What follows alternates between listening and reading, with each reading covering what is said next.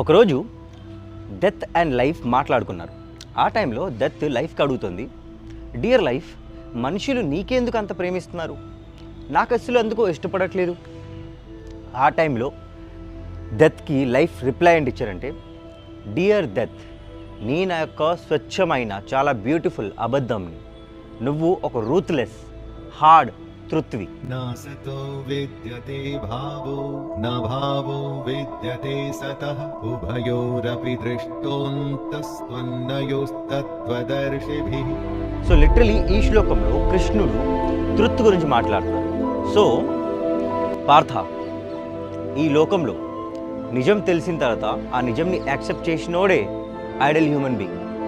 ఆడే లైఫ్లో గ్రో అవ్వగలుగుతాడు.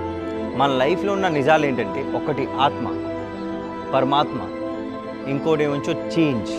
మన లైఫ్లో ఈరోజు దుఃఖం ఉంటే రేపు ఆనందం ఉంటుంది,